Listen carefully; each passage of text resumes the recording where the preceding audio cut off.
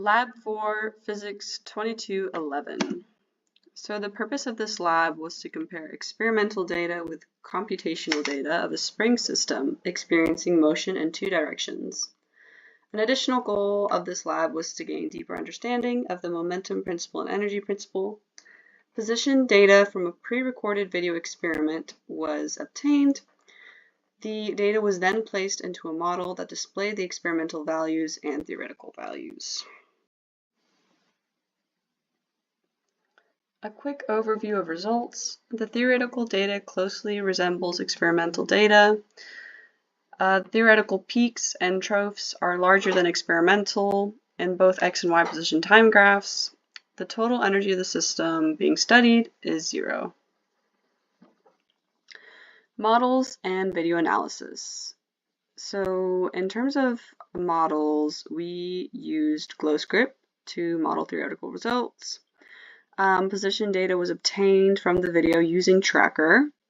The X and Y position was then copied into a spreadsheet that was saved as a .csv format, later used in GlowScript. And we have our experimental values found from the video, as well as a highlight of Newton's second law and momentum principle, our forces seen in the experiment, including spring and gravitational, and our potential energies, including gravitational, spring, and kinetic, as well as our energy principle, position update, and velocity update equations. Moving on to code. First, the initial conditions were set. Mass was set equal to 0.402 kilograms, and the initial position vector was set using information from Tracker. Next, constants were edited to reflect the experimental conditions. The stiffness was set to 6.83 newtons per meter, and relaxed length of the spring was set to 0.123 meters. So we have our initial conditions over here, as well as our constants over here. Finally, the code equivalent of the equations for stretch experienced by the spring, energies, and forces were entered. This is our stretch experienced by string, our energies, and our forces, with the velocity update and position update lines edited as well. The position data for the experimental and predicted motion are similar. The model data shows the spring traveling a further distance. This is expected because loss of energy to surroundings by drag force is not accounted for in the code. The experimental data has a shorter phase shift, indicating the rate of oscillation is faster experimentally. In the y direction, the position data for experimental and predicted motion are also similar to each other. The model data shows the spring traveling a further distance, represented by taller peaks and lower troughs.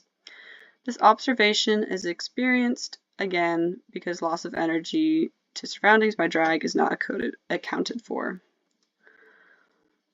In the energy versus time graph, the spring and gravitational potential energies are equal in magnitude to each other and opposite in sign.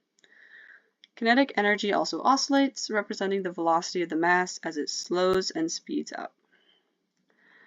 A couple sources of error could have been the fact that other forms of energy were not included.